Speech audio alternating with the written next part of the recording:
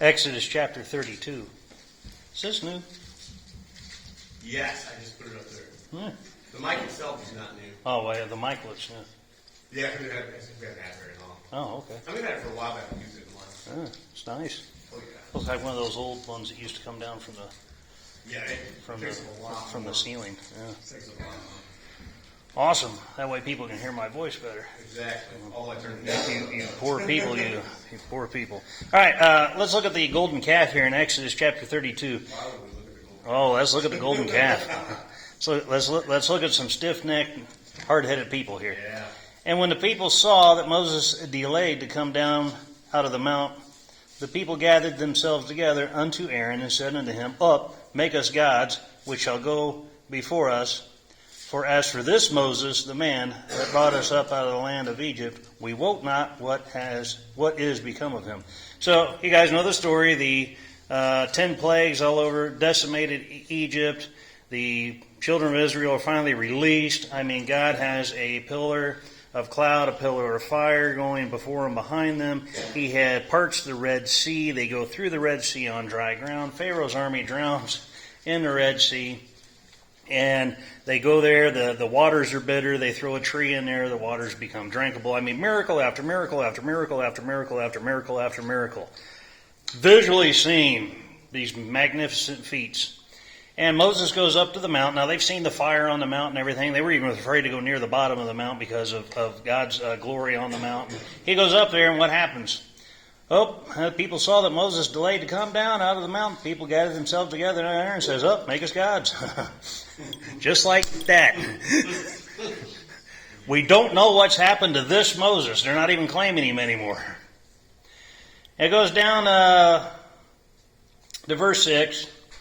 And so he makes this golden calf, and it says, And they rose up early on the morrow, and offered burnt offerings and brought peace offerings, and the people sat down to eat and to drink, and rose up to play.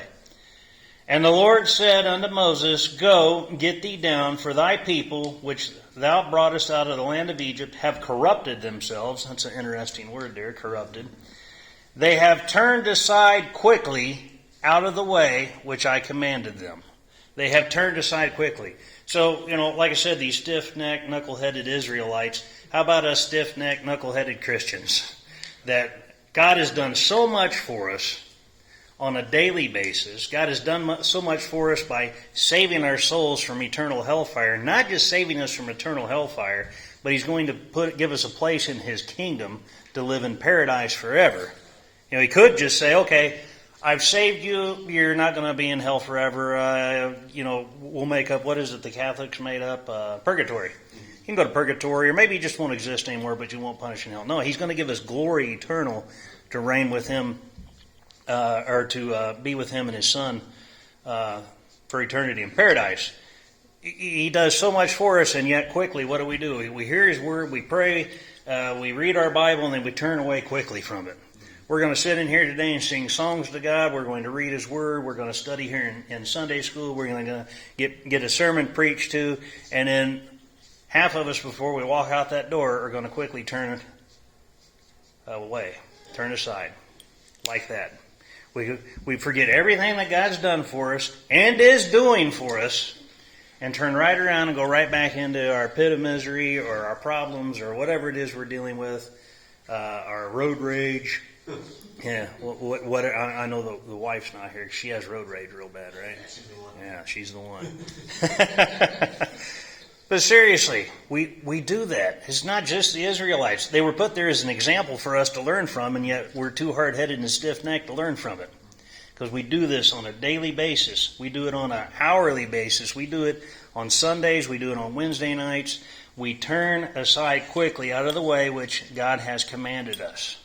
That quick. We need to sit back, stay focused on Jesus when we walk out that door. We need to stay focused on Him after we read our Bibles and we go to work. Yeah. Or whatever it is that we have to do through the day.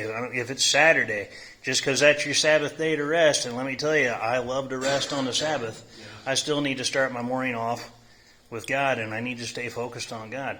Remember when Peter was walking on the water, as long as he had his eyes fixed on Jesus, what happened to him? Did he sink? No. Nope. But the minute he looked at anything else and took his eyes off Jesus, and he looked at the problems in the world around him, he sank. And that's what we'll do. We'll sink. Guaranteed every time when we take our eyes off Jesus. When we turn aside quickly out of the way.